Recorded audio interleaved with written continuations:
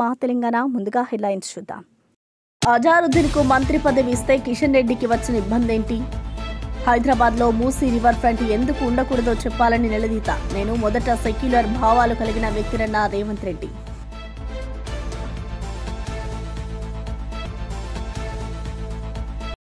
ప్రధాని నరేంద్ర మోదీని కలిసిన ప్రపంచ కప్ గెలిచిన మహిళా క్రికెట్ జట్టు సభ్యులకు తన నివాసంలో ఆతిథ్యం ఇచ్చిన ప్రధానమంత్రి. భారత జట్టు అద్భుతమైన పునరాగమనం చేసిందని ప్రశంస. నమో అని సంతకం చేసిన జెర్సీ ప్రధానికి బహూకరణ. మేమెందుకు భయపడతామన్న కేటీఆర్. ఎలాంటి తప్పు చేయలేదని, అందుకే భయపడేదే లేదని వెల్లడి. కాంగ్రెస్ రాష్ట్రాల ఎన్నికలకు తెలంగాణ నుంచి డబ్బులు వెళ్తున్నాయని వ్యాఖ్య.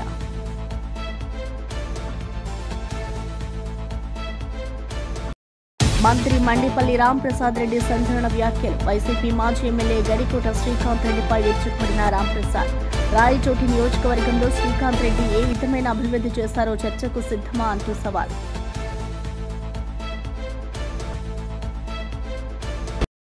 తుఫాను నష్టం, అవనిగడ్డ నియోజకవర్గ అభివృద్ధిపై డిప్యూటీ సీఎం పవన్ కళ్యాణ్ దిశానిర్దేశం. కృష్ణా నదిపై హై లెవెల్ వంతెనతో దీవుల్లోని గ్రామాలు అనుసంధానం. రాష్ట్ర ప్రభుత్వ నిధులతో పాటు శాసకీయ పథకం నిధుల మంజూరుకు నిర్ణయం. జూబ్లీహిల్స్లో కాంగ్రెస్ అభ్యర్థి నవీన్ యాదవ్కి మద్దతుగా నిర్వహించిన ప్రచారంలో సీఎం రేవంత్ రెడ్డి బీజేపీపై తీవ్రస్థాయి విమర్శలు గుప్పించారు. అజారుద్దీన్కు మంత్రి పదవి ఇస్తే కిషన్ రెడ్డికి ఇబ్బంది ఏంటని ప్రశ్నించారు. బీఆర్ఎస్ పేరుతో బీజేపీ ఓట్లు అడుగుతోందని ఆరోపించారు. నియోజకవర్గంలో 400 కోట్లతో అభివృద్ధి పనులు కొనసాగుతున్నాయని తెలిపారు. మూసీ రివర్ ఫ్రంట్ ప్రాజెక్టుపై కిషన్ రెడ్డి ఎందుకు మౌనం వహిస్తున్నారని నిలదీశారు. తాను సెక్యులర్ భావాలు కలిగిన వ్యక్తినని, మైనారిటీల మద్దతుతోనే 3 సార్లు గెలిచానని తెలిపారు. కాంగ్రెస్ ప్రభుత్వం మైనార్టీలకు ఎలాంటి ఇబ్బందులు రాకుండా పాలన కొనసాగిస్తుందని అన్నారు. మోదీ, కేసీఆర్ ఇద్దరూ ముస్లింలను మోసం చేస్తున్నారని విమర్శించారు. కేటీఆర్ సవాళ్లు విసరడం, తర్వాత పారిపోవడమే అలవాటని రేవంత్ వ్యాఖ్యానించారు. किशन रेड्डी साहब ने दरखास्त रखे गवर्नर साहब को, भाई अजहरुद्दीन को मंत्री नहीं बना देना, आप वक्त नहीं देना. मैं पूछना चाहता हूं शेखपेट से किशन रेड्डी साहब को, आपके बाप का जागीर जायदाद हम नहीं मांगा. हमने गुजरात नरेंद्र मोदी जी का जमीन जायदाद हम नहीं मांगा. तेलंगाना रियासत में जो हमारे मुसलमान भाइयों का हिस्सा, जो मंत्रिमंडल में उनका हिस्सा, मोहम्मद अजहरुद्दीन को हम मंत्री बनाए. आप नहीं, मोदी जी नहीं, अमित शाह नहीं, सब आके खड़ा रहे तो भी हम लोग मोहम्मद अजहरुद्दीन को मंत्री बनाया. मंत्री बना के माइनॉरिटी के हिस्से माइनॉरिटी को दे दिए. भाई कल मैं रहमत नगर में भाषण दे रहे थे. मैं बोलने का मतलब, मुसलमान का मतलब कांग्रेस, कांग्रेस का मतलब मुसलमान. आज कांग्रेस की ताकत,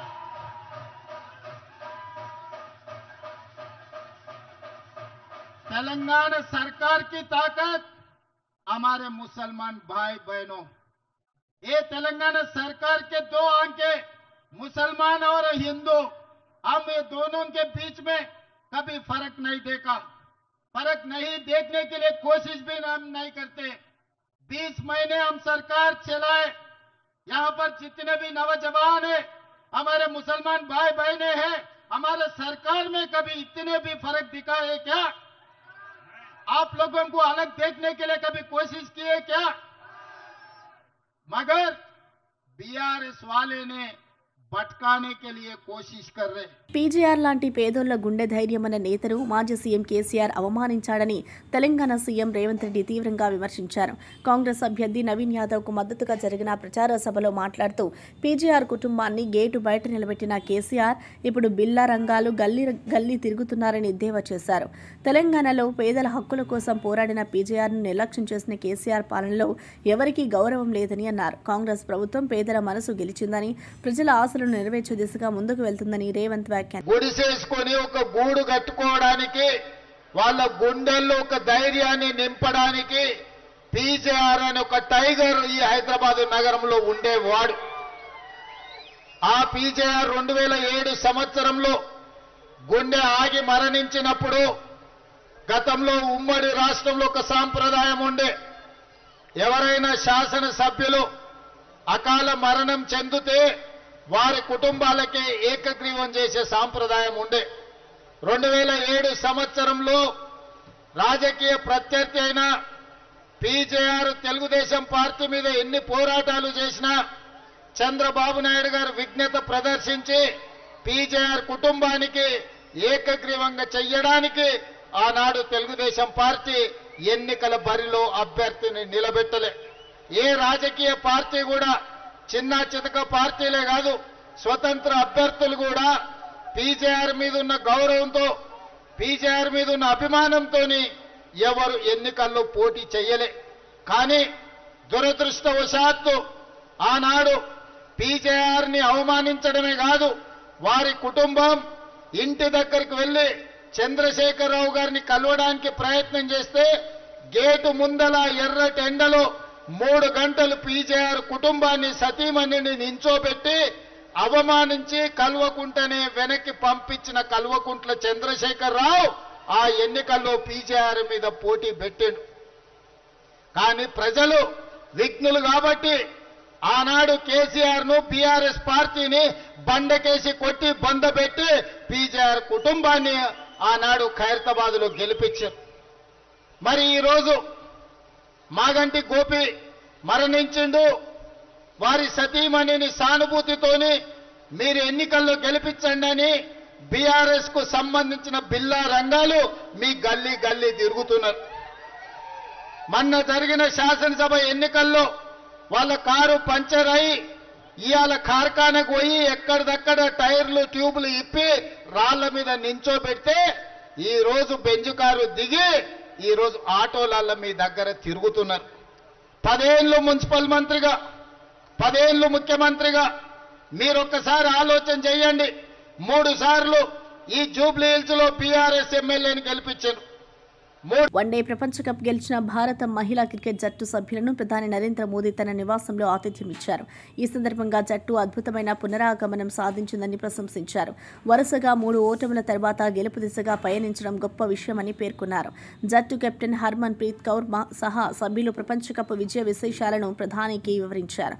మహిళా జట్టు నమో అని సంతకం చేసిన టీమిండియా జెర్సీని ప్రధానికి బహూకరించింది. 2017లో రన్నరప్ గా నిలిచిన భారత జట్టు అప్పుడు మోదీని కలిసిందని గుర్తు చేశారు. మహిళా జట్టు కృషి, కట్టుబాటు దేశానికి గర్వకారణమని ప్రధాని తెలిపారు. అవనిగడ్డ నియోజకవర్గంలో తుఫాను నష్టాలు, అభివృద్ధి పనులపై డిప్యూటీ సీఎం పవన్ కళ్యాణ్ కీలక నిర్ణయాలు తీసుకున్నారు. కృష్ణా నదిపై హైలెవెల్ వంతెన నిర్మాణంతో దీవుల్లోని గ్రామాలను అనుసంధానించాలని ఆదేశించారు. రాష్ట్ర నిధులతో పాటు శాసకీయ పథకం కింద అదనపు నిధులు మంజూరు చేయాలని సూచించారు. అలాగే కేంద్ర సహకారంతో అవుట్ఫాల్ స్లూయిజ్ల పునరుద్ధరణ పనులు చేపట్టాలని నిర్ణయించారు. ఈ పనులను నిర్ణీత కాల వ్యవధిలో పూర్తి చేయాలని అధికారులను ఆదేశించారు. తుఫాను ప్రభావిత గ్రామాల్లో పునరావాస చర్యలను వేగవంతం చేయాలని పవన్ కళ్యాణ్ దిశానిర్దేశం చేశారు. ప్రజల భద్రత, అభివృద్ధి తమ ప్రభుత్వ ప్రథమ కర్తవ్యమని స్పష్టం చేశారు. సీఎం రేవంత్ రెడ్డి ఓడిపోతున్నామనే నిరాశతో మాట్లాడుతున్నారని బీఆర్ఎస్ వర్కింగ్ ప్రెసిడెంట్ కేటీఆర్ విమర్శించారు. రేవంత్ పై వ్యక్తిగత దూషణలు చేయగలమని, కానీ తమ నాయకుడు కేసీఆర్ సూచనల మేరకు ఆచితూచి మాట్లాడుతున్నామని అన్నారు. హైదరాబాద్ అభివృద్ధిపై చర్చకు రావాలని రేవంత్ కు సవాల్ విసిరారు. 10 ఏళ్లలో బీఆర్ఎస్ చేసిన అభివృద్ధిని, కాంగ్రెస్ 2 ఏళ్ల పనిని ప్రజల ముందుంచుదామని అన్నారు. స్వచ్ఛ హైదరాబాద్ కింద నగరాన్ని 400 యూనిట్లుగా విభజించి ఐఏఎస్, ఐపీఎస్ అధికారుల పర్యవేక్షణలో భద్రతా కార్యక్రమం చేపట్టామని గుర్తు చేశారు. 2 ఏళ్లుగా కాంగ్రెస్ ఒక్క కొత్త ఆటో కూడా ఇవ్వలేదని ఆరోపించారు. ముస్లింలను కాంగ్రెస్ మోసం చేస్తుందని, వారు లేని పార్టీగా మారుతుందని కేటీఆర్ వ్యాఖ్యానించారు. మా పెద్దలు కేసీఆర్ గారు చేసిన ఒక సూచన, వారు చెప్పిన మాట ఏమంటే, పొరపాటును కూడా అట్లాంటి భాష మనం మాట్లాడాల్సిన అవసరం లేదు, అట్లాంటి వ్యక్తుల గురించి మనం ప్రస్తావన చేయాల్సిన అవసరం లేదు, మనం చేసింది చెప్తే చాలు అనే మాట వారు మాకు దిశానిర్దేశం చేస్తూ ఉంటారు ఎప్పుడు. నేను అందుకే రేవంత్ రెడ్డి గారు నేను అడుగుతా ఉన్నా సూటిగా, నువ్వు నన్ను బూతులు తిట్టినా, నువ్వు నన్ను వ్యక్తిగతంగా తులనాడినా, మీరున్నది ముఖ్యమంత్రి పదవిలో కాబట్టి నేను మిమ్మల్ని గౌరవంగానే మాట్లాడుతా ఉన్నా. రేవంత్ రెడ్డి గారిని నేను సూటిగా అడుగుతా ఉన్నా, హైదరాబాద్ అభివృద్ధికి గత 10 ఏళ్లలో బీఆర్ఎస్ ఏం చేసిందో, గత 2 ఏళ్లలో నీ ప్రభుత్వం ఏం చేసిందో చర్చకు మీరు సిద్ధమా అని నేను అడుగుతా ఉన్నా. అట్లాగే మున్సిపల్ మంత్రిగా ఆనాడు కేసీఆర్ హైదరాబాద్లో ఈ శానిటేషన్ సమస్య, అంటే చెత్త సమస్య పరిష్కారానికి కేసీఆర్ గారి నాయకత్వంలో స్వయంగా కేసీఆర్ గారు కూడా ఒక ఏరియా ఎంచుకొని ఆ ఏరియాకి తాను కూడా ముఖ్యమంత్రిగా బాధ్యత వహించి అట్లాగే ప్రతి ఐఏఎస్ అధికారిని ఐపీఎస్ అధికారిని కూడా హైదరాబాద్ 400 భాగాలుగా విభజించి ఒక్కొక్క యూనిట్ కి ఒక్కొక్క ఐఏఎస్ ఐపీఎస్ అధికారిని నియమించి మంత్రిని ఎమ్మెల్యేని ఎంపీని ఎమ్మెల్సీని అందరినీ బాధ్యులు చేసి తాను కూడా బాధ్యత తీసుకొని స్వచ్ఛ హైదరాబాద్ అనే కార్యక్రమానికి శ్రీకారం చుట్టి ఆనాడు వేల సంఖ్యలో స్వచ్ఛ ఆటోలు ప్రవేశపెట్టిన విషయం నీకు తెలియదా? నీ ప్రభుత్వం వచ్చినాక ఈ 2 ఏళ్లలో ఒక్కటంటే ఒకటి కొత్త ఆటో కనీసం ప్రవేశపెట్టినవా చెప్పగలుగుతావా? కేసీఆర్ గారి ప్రభుత్వంలో ఆనాడు 3000 మెట్రిక్ టన్నులు పర్ డే చెత్త సేకరణ చేస్తే మేము వచ్చినాడు తర్వాత మేము పెంచిన ఈ ఎఫిషియెంట్ కార్యక్రమం వల్ల అది 7,500 మెట్రిక్ టన్నుల సామర్థ్యానికి పెరిగింది. ప్రతిరోజు చెత్త కలెక్షన్ 3,000 నుంచి 7,500 టన్నులకు పెంచింది కేసీఆర్ ప్రభుత్వమా కాదా? అసలు నీ ప్రభుత్వం వచ్చినాక నువ్వు శానిటేషన్ మీద చేసింది ఏంది చెప్పే సత్తా నీకుందా అని అడుగుతా ఉన్నా. అట్లాగే మా ప్రభుత్వం ఉన్నప్పుడు కేసీఆర్ గారి నాయకత్వంలో స్వచ్ఛ సర్వేక్షణ అని కేంద్ర ప్రభుత్వం ఒక పథకం చేస్తుంది, ఒక సర్వే చేస్తుంది. స్వచ్ఛ సర్వేక్షణలో మా మున్సిపల్ డిపార్ట్మెంట్ ఆనాడు 34 అవార్డులు సాధించింది. బెస్ట్ మెట్రోగా హైదరాబాద్ అవార్డులు సాధించింది. 5 ఏళ్ల పాటు వరుసగా best quality of living in India ఉన్న నగరం ఏంది అని మెర్సర్ అనే సంస్థ సర్వే చేస్తే నంబర్ 1 సిటీగా హైదరాబాద్ వచ్చింది. ఈ అన్ని విషయాల్లో చర్చకు నువ్వు సిద్ధమా నేను అడుగుతా ఉన్నా. వైసీపీ మాజీ ఎమ్మెల్యే గడికోట శ్రీకాంత్ రెడ్డిపై మంత్రి మండిపల్లి రాంప్రసాద్ రెడ్డి తీవ్ర స్థాయిలో విరుచుకుపడ్డారు. రాయచోటి నియోజకవర్గంలో శ్రీకాంత్ ఏ అభివృద్ధి చేశారో ప్రజల ముందు వచ్చి చెప్పాలని సవాల్ విసిరారు. 15 సంవత్సరాల రాజకీయ జీవితం చెప్పుకుంటూ వచ్చిన శ్రీకాంత్లో 10 ఏళ్లు మాత్రమే అధికారంలో ఉన్నారని, ఆ సమయంలో ప్రజల కోసం చేసిన పనులు ఏమిటో వివరించాలని డిమాండ్ చేశారు. ఎమ్మెల్యేగా ఉన్నప్పుడే వైసీపీకి వ్యతిరేకంగా పనిచేసిన వ్యక్తి ఇప్పుడు ప్రజాభిమానం చూపించడం దారుణమన్నారు. ప్రజలు ఇప్పుడు మారిపోయారని, అవినీతి పరుల పట్ల సహనం చూపారని హెచ్చరించారు. రాబోయే ఎన్నికల్లో వైసీపీకి ప్రజలు తగిన బుద్ధి చెబుతారని మంత్రి రాంప్రసాద్ రెడ్డి తెలిపారు. మన పార్టీ లేదనా? మన పార్టీ లేదు. మళ్ళా వచ్చే 5 సంవత్సరాలు పార్టీ ఉన్నింది కదా, పార్టీ ఉన్నింది, పదవి ఉన్నింది, కేబినెట్ హోదా పదవి ఉన్నింది. అప్పుడైనా జగన్మోహన్ రెడ్డి హయాంలో రాయచోటి నియోజకవర్గానికి ఏం చేశారని అడుగుతున్నా. రండి, చర్చకు రండి. ఏ విధమైన అభివృద్ధి రాయచోటి నియోజకవర్గాల్లో జరిగినాయి? నేనున్నా, నువ్వున్నా, ఇంకోడున్నా కొన్ని అభివృద్ధి కార్యక్రమాలు అనేది మనం ఇంట్లో పనుకునే జరుగుతూ ఉంటాయి. నిజమా కదా? మొగుడు చచ్చిపోయినా కూడా పిల్లం ఎట్టోట పెంచింతైనా బతుకుతుంది. నువ్వు లేకపోయినా, ఇంకో ఆయన లేకపోయినా 5 ఏళ్లలో పనులు జరిగింటాయి. అవన్నీ నీ లెక్కలు వేసుకుంటే మేము ఒప్పుకోం, అవన్నీ ఒప్పుకోం. ఇప్పుడు ప్రభుత్వాలు ఉన్నాయి, పింఛన్లు ఇస్తాయి, అందరూ బతకచ్చు. నీవు విప్పుగా ఉన్న కాలంలో చీఫ్ విప్పుగా ఉన్నావు, అది కూడా మంత్రి హోదానే. ఆ 5 సంవత్సరాలు ఏం చేసినావు? మీ ఊర్లో గజేంద్ర రెడ్డికి 13 ఎకరాలు రాసేవాడు అభివృద్ధి అని అడుగుతున్నా. దిన్నపాడులో ఉండేవానికి నీ చెంచాకు నువ్వు 13 ఎకరాల భూమి కలెక్టర్ ఆఫీస్ కట్టాలనుకుంటే భూమి రాసిచ్చినావు. కన్నులు అట్టపోయి మళ్ళీ ఎన్నిక గవర్నమెంట్ తీసుకునింది. ఇదే అభివృద్ధి అని అడుగుతున్నా. ఏం చేసినావు అభివృద్ధి? అన్నమయ్య జిల్లాలో ఫ్రీ హోల్డ్ చేశారు. నువ్వు పెద్దిరెడ్డి రామచంద్రారెడ్డి కలుసుకొని గవర్నమెంట్ భూములన్నీ ఫ్రీ హోల్డ్ చేసుకొని రాత్రికి రాత్రి బీదోళ్ల భూములన్నీ మీ పేర్లతో ఎక్కించుకున్నారు లేదా అని అడుగుతున్నా. వీరభద్ర స్వామి గుడిలో వచ్చి ప్రమాణం చేయండి.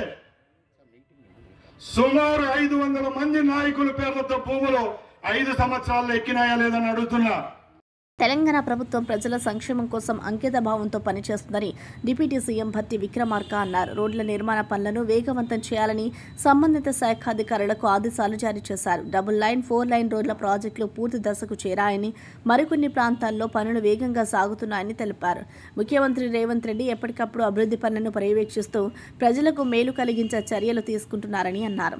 రవాణా సదుపాయాలు మెరుగుపడితే ప్రాంతీయ ఆర్థిక అభివృద్ధి వేగమవుతుందని భట్టి తెలిపారు. ప్రతి గ్రామానికి మెరుగైన కనెక్టివిటీ, ప్రతి పౌరుడికి సౌకర్యం కల్పించడం ప్రభుత్వ లక్ష్యమని స్పష్టం చేశారు.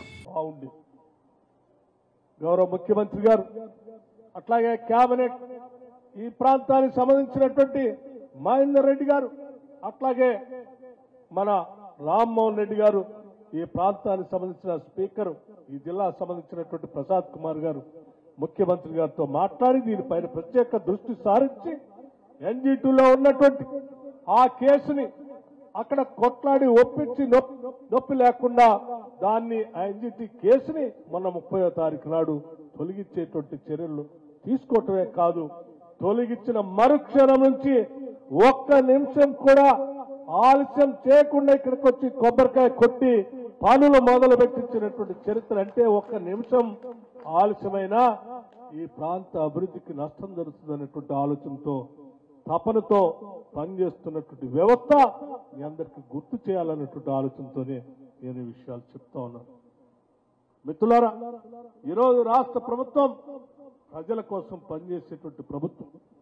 ఈరోజు 4 లైన్ రోడ్ వాడివాడిగా అతి త్వరలో పూర్తి చేసే కార్యక్రమాన్ని ముఖ్యమంత్రి గారు దగ్గరుండి పర్యవేక్షణ చేస్తూ, అట్లాగే R&D మంత్రి గారు దగ్గరుండి పర్యవేక్షణ చేస్తూ ఈ ప్రాంత అభివృద్ధి కోసం ఈ ప్రాంత శాసనసభ్యుడు రామ్మోహన్ రెడ్డి గారు మిగతా మిత్రులందరూ కోరిక మేరకు వడివడిగా చేసే కార్యక్రమంతో పాటు అనేక సంక్షేమ కార్యక్రమాలు కూడా ఈ ప్రాంతంలో చేపడతా ఉన్నాం.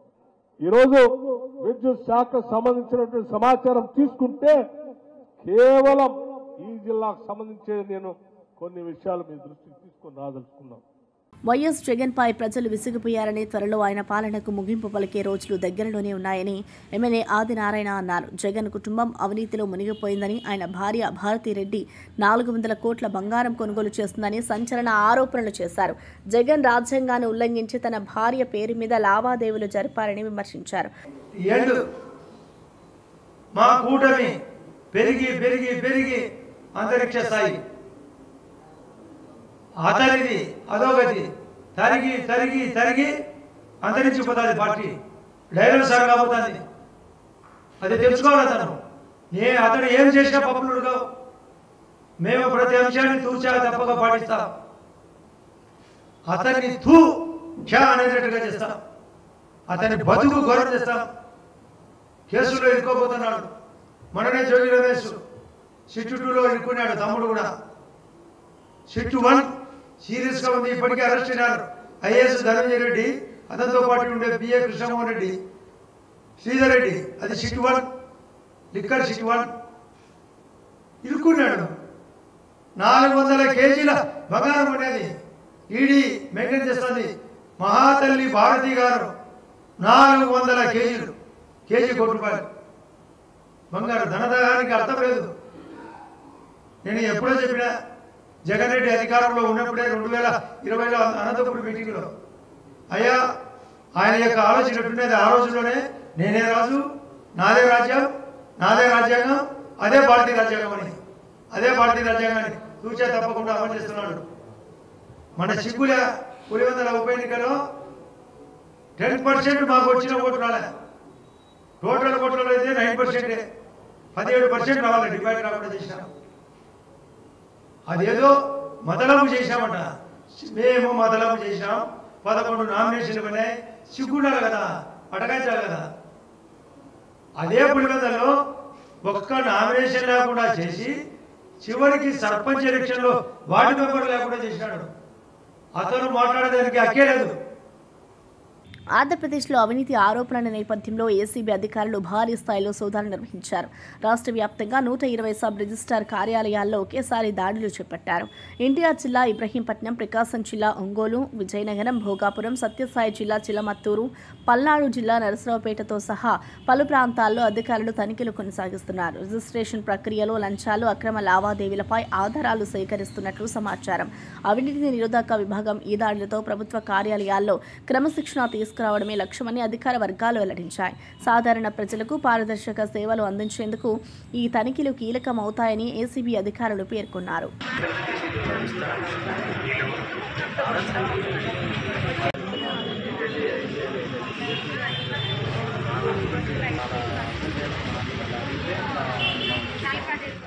నా పేరు బి రమేష్ బాబు, ఒంగోలు ఏసీబీ సిఐనండి. మా ఆంధ్రప్రదేశ్ ఏసీబీ డీజీ గారి ఉత్తర్వుల మేరకు, పై అధికారుల ఉత్తర్వుల మేరకు ఈరోజు ఇక్కడ సర్ప్రైజ్ చెక్ చేయడం జరుగుతుంది సబ్ రిజిస్ట్రార్ ఆఫీస్లో. ఇప్పుడు రికార్డులు ప్లస్ వాళ్ళ దగ్గర ఉన్న డబ్బులు ఇవన్నీ చెక్ చేస్తున్నాం, వెరిఫై చేస్తున్నాము. కింద పైనుంచి ఎవరో కిందకి ఒక 30,000 రూపాయలు విసిరేయడం జరిగింది. అవి కూడా రికవర్ చేశాము. మధ్యవర్తుల సమక్షంలో ఇవన్నీ జరుగుతూ ఉంటాయి. వెరిఫై చేస్తున్నాం, చెక్ చేస్తున్నాం. ఇంకా అంటే వాళ్ళ దగ్గర కొంతమంది దగ్గర డబ్బులు దొరికినాయి, అవి వాళ్ళ అకౌంట్లో మెన్షన్ చేశారా లేదా అవన్నీ చూస్తున్నాం. కొంతమంది సబ్ రిజిస్టర్లు కూడా లంచాలు తీసుకుంటున్నారని చెప్పి ప్రజలు అంటున్నారు. అది ఎవరు ఇచ్చినా కంప్లైంట్ ఇచ్చినా ఇప్పుడే తీసుకొని కేసు కడతాం వాళ్ళ మీద. ఇప్పుడు ఇక్కడే ఓపెన్గానే అడిగాం వాళ్ళని, ఎవరు ముందుకు రాలేదు. ఎవరిచ్చినా కంప్లైంట్ ఇచ్చినా వాళ్ళ మీద కేసు కడతాం, రిజిస్టర్ చేస్తాం. సీఎం రేవంత్ రెడ్డి ముస్లింలపై చేసిన వ్యాఖ్యలకు వెంటనే క్షమాపణలు చెప్పాలని బీఆర్ఎస్ ముస్లిం నేతలు డిమాండ్ చేశారు. లేకపోతే జూబ్లీహిల్స్ నియోజకవర్గంలో కాంగ్రెస్ ముస్లిం నేతలను తిరగనివ్వమని హెచ్చరించారు. ఈ ప్రభుత్వం ముస్లింల వ్యవహారాలను మూసివేస్తుందని ఆరోపించారు. రహమత్ నగర్లో కార్పొరేటర్ షఫీ హోటల్ సీజ్ ఘటనను ఉదాహరిస్తూ షఫీ ముస్లిం కాదా అని ప్రశ్నించారు. ముస్లింలు కాంగ్రెస్ ఉన్నందుకే ఉన్నారని రేవంత్ అన్న మాట అవమానకరమైంది అని విమర్శించారు. జూబ్లీహిల్స్లో ముస్లిం వ్యాపారులపై జరిగిన అన్యాయాలపై బీఆర్ఎస్ నేతలు తీవ్రంగా స్పందించారు. ప్రజాస్వామ్య విలువలను కాపాడేందుకు ముస్లిం సమాజం రేవంత్ వ్యాఖ్యలను తీవ్రంగా ఖండించిందని పేర్కొన్నారు. जब आप बोल रहे हैं कि कांग्रेस से ही मुसलमान है तो क्या समझ साहब आपको मुसलमान नहीं दिख रहे? और हमारे भाई शफी भाई है जो रहमत नगर के कारपोरेटर थे, आप उनकी होटल सीज कर दिए, क्या शफी साहब मुसलमान नहीं है? मैं एक एक चीज़ अगर आपको मैं बोलता गया, बताता गया, और आप देख सकते हैं कि हमारे भाई है जो सो उनकी जो सो बिल्डिंग आप जो सो तोड़ रहे हैं, क्या ये हमारा कलमागो भाई नहीं है जिसकी आप बिल्डिंग आप तोड़ते जा रहे हैं और ये बोल रहे हैं कि मुसलमानों से जो सो कांग्रेस से मुसलमान है आप बोलते जा रहे हैं? मैं सीएम साहब रेवंत रेड्डी साहब आपको मैं खुलेआम तौर पे ये बोल रहा हूँ, ऐलान कर रहा हूँ, हमारे पूरे मुसलमानों के तरफ से, खासकर बीआरएस पार्टी के मुसलमानों के तरफ से बोल रहा हूँ, और जितने हमारे मुसलमान भाई कलमागो भाई उनके तरफ से कह रहा हूँ, आप मुसलमानों से माफ़ी मांगिए, वरना कोई मुसलमान को हम कांग्रेस के कोई मुसलमान को हम फिरने नहीं देंगे। इतनी भी क्या आप लोगों को अपनी जो सो क़यादत पे ये हो गई है कि आप जो सो एक सीएम आपका ठहर के बोल रहा है कि जो सो मुसलमानों कांग्रेस से मुसलमान है करके लानत आना चाहिए ऐसे मुसलमानों पे, ऐसे कैबिनेट मिनिस्टर पे, ऐसे एमएलसी पे, और ख़ासकर उनके जो मुशीर है शब्बीर अली साहब, आप अपने पूरे मुसलमानों को लेकर जाइए, उनसे माफ़ी मंगाइए, वरना आप इस्तीफ़ा दीजिए, वरना जुबलीहिल्स बोल के नहीं कहीं भी आपको पूरे तेलंगाना में हम बीआरएस के मुसलमान आपको फिरने नहीं देंगे। సింహాచలం వరాహ పుష్కరిణి వద్ద కార్తీక పౌర్ణమి సందర్భంగా ఘనంగా పుణ్యానది హారతి కార్యక్రమం జరిగింది. సాయంత్రం నుండి వేలాది మంది భక్తులు పుష్కరిణి వద్దకు చేరుకుని దీపాలను వెలిగించి నీటిలో వదిలారు. ఘనంగా నిర్వహించిన హారతిలో భక్తి శోభ వెల్లివిరిసింది. ఈ సందర్భంగా స్నానాచార్యులు గోపాలాచార్యులు మాట్లాడుతూ నీటిని వృధా చేయవద్దని, గంగను పవిత్రంగా కాపాడాలని సూచించారు. సింహాచలం ఆలయ అధికారులు ప్రత్యేక ఏర్పాట్లు చేయడంతో కార్యక్రమం శాంతియుతంగా జరిగింది. పుష్కరిణి పరిసరాలు భక్తులతో కిటకిటలాడగా దీపాల కాంతులతో పరిసరాలు ప్రకాశించాయి. భక్తులు శివ విష్ణు నామస్మరణలో తరచి భక్తులు భావంతో పుణ్యస్నానాలు ఆచరించారు.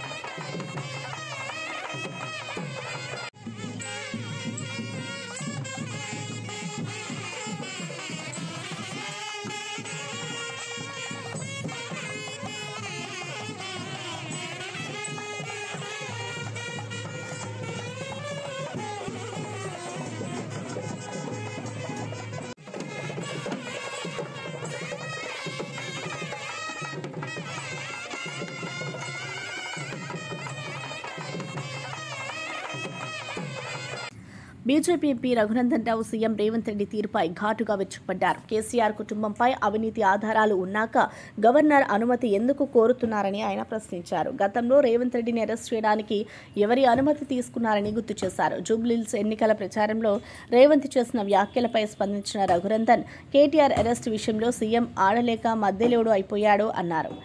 కేటీఆర్ను అరెస్టు చేయకూడదని ఏఐసీసీ పెద్దలు సూచించడంతోనే ఆలస్యం చేస్తున్నారని ఆరోపించారు. కేటీఆర్ను ముందుగా రిమాండ్ చేసి కోర్టులో సాక్ష్యాలు సమర్పించాలి అని డిమాండ్ చేశారు. రేవంత్ రెడ్డి ప్రజలను మభ్యపెట్టే ప్రయత్నం చేస్తున్నారని తీవ్రంగా విమర్శించారు. అన్ని మాట్లాడిన తర్వాత అధికారంలోకి వచ్చిన తర్వాత ఈరోజు పనిచేయమంటే మీరు చెప్పిన టెలిఫోన్ ట్యాపింగ్లో ఏం జరుగుతుందో చూసినాం. రోజుకో సీరియల్ నడిపిరు 3 నెలలు టెలిఫోన్ ట్యాపింగ్లో, వీళ్ళని తెస్తాం వాళ్ళని తెస్తాం, ఇక అరెస్ట్ చేస్తాం, రేప్ చేస్తాం, ఎల్లుండి ప్రభాకర్ రావుని చేస్తాం, అవతల ఎల్లుండి కేసీఆర్ని చేస్తామని ఊకదంపుడు ఉపన్యాసాలు ఇచ్చిర్రు తప్ప ఏం కాలేదు. అదేంటి అంటే ప్రభాకర్ రావు సుప్రీంకోర్టుకు పోయింది కాబట్టి ఏం చేస్తలేమో అంటారు. సుప్రీంకోర్టుకు పోయినటువంటి అనేక మంది ముద్దాయిల్ని ఇతర కేసులలో అరెస్ట్ చేసి తర్వాత పీటీ వారెంట్ కింద టెలిఫోన్ ట్యాపింగ్లో రిమాండ్ చేసింది ప్రభుత్వం. నిజంగా ప్రభుత్వానికి చిత్తశుద్ధి ఉంటే అధికారంలోకి వచ్చిన 22 నెలలు ఎందుకు టైం పాస్ చేసిరో ఒకసారి రేవంత్ రెడ్డి గారు చెప్పాలి. ఎవరు వద్దంటే ఆగిరు మీరు? ఈ రాహుల్ గాంధీ గారు మీ ఏఐసిసి నాయకత్వం సూచనల మేరకే టీఆర్ఎస్ పార్టీని మీరు అరెస్ట్ చేయలేదు, టీఆర్ఎస్ పార్టీ పెద్దల్ని మీరు అరెస్ట్ చేయలేదు తప్ప అక్కడ వేరే కారణాలు లేవు. ఎంత సిల్లిగా మాట్లాడతారు ముఖ్యమంత్రి గారు అంటే వారి స్థాయికి అది తగదు అని నేను చాలా స్పష్టంగా చెప్పదలుచుకున్నాను. మీరు పీసీ ఘోష్ కమిషన్ నివేదికని ఎన్డీఎస్ఏ నివేదిక రెండింటిని అసెంబ్లీలో పెట్టి చర్చించి అసెంబ్లీలో తీర్మానం చేసి సిబిఐకి పంపినమని ప్రకటించిన మరుక్షణమే మాజీ ముఖ్యమంత్రి చంద్రశేఖరరావు గారు, అప్పటి నీటిపారుదల శాఖ మంత్రి హరీష్ గారు, అప్పటి నీటిపారుదల శాఖకు సెక్రటరీగా పనిచేసినటువంటి శైలేంద్ర కుమార్ గారు, అప్పుడు సీఎంఓలో పనిచేసినటువంటి స్మితా సబర్వాల్ గారు, వీళ్ళంతా రాష్ట్ర సర్వోన్నత న్యాయస్థానం హైకోర్టుకు పోయినరు. కేసీఆర్ గారి పిటిషన్ మీద, హరీష్ రావు గారి పిటిషన్ మీద, శైలేంద్ర కుమార్ ఘోష్ గారి పిటిషన్ మీద సిబిఐ విచారణను ఆపండి అని చెప్పి రాష్ట్ర హైకోర్టు తీర్పు ఇచ్చింది. ఇంకొక 2 వారాల తర్వాత మీ అడ్వకేట్ జనరల్ తోటి కౌంటర్ వేయమని చెప్పింది. ఈయనదాకా అడ్వకేట్ జనరల్ తోటి మీరు కౌంటర్ వేయించలే. హైకోర్టులో కేసీఆర్, హరీష్, శైలేంద్ర కుమార్ ఘోష్, స్మితా సబర్వాల్ వేసిన రిట్ పిటిషన్లను డిస్మిస్ చేయించలేదు. కోర్టు స్టే ఇచ్చినాక సిబిఐ ఎందుకు అరెస్ట్ చేస్తలేదు? ఎలక్షన్ల లోపల అరెస్ట్ చేస్తారా అని అడుగుతున్నారు. అరే మీరు ప్రకాశం జిల్లా దర్శిపట్నంలో పలు పాల కేంద్రాలపై ఫుడ్ సేఫ్టీ అధికారులు ఆకస్మిక దాడులు చేశారు. సాధారణ తనిఖీల్లో భాగంగా పాలు ఉత్పత్తుల నుంచి శాంపిల్ సేకరించి వాటిని హైదరాబాద్ ల్యాబ్కు పరీక్షల కోసం పంపించారు. ఈ సందర్భంగా అధికారి శివతేజ మాట్లాడుతూ ల్యాబ్ రిపోర్టులు అందిన వెంటనే తగిన చర్యలు తీసుకుంటాం. పాల కల్తీ జరుగుతున్నట్లు సమాచారం వస్తే వెంటనే మాకు తెలియజేయాలి అని ప్రజలకు కోరారు. పాల ఉత్పత్తులలో మలినాలు కలపడం ఆరోగ్యానికి తీవ్రమైన ప్రమాదకరమని హెచ్చరించారు. దర్శిలో పలువురు వ్యాపారులు కల్తీపై ఆందోళన వ్యక్తం చేయగా అధికారులు తనిఖీలు కఠినతరం చేశారు.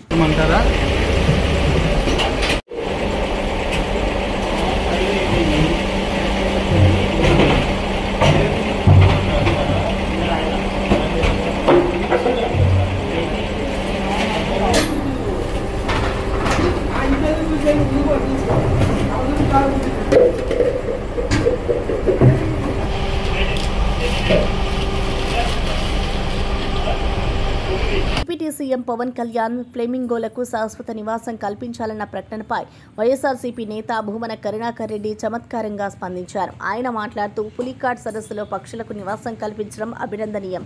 అదేవిధంగా గోదావరిలో వలస వెళ్లే పులస చేపలకు కూడా శాశ్వత నివాసం కల్పించండి అన్నారు. పవన్ పేరులోనే పవనం, కళ్యాణం రెండూ ఉన్నాయని వ్యాఖ్యానిస్తూ ఆయనను ప్రకృతి పరిరక్షకుడుగా అభినందించారు. కళ్యాణము రెండూ ఉన్నాయి. అంత గొప్ప పేరు, సార్థక నామధేయులు వారు.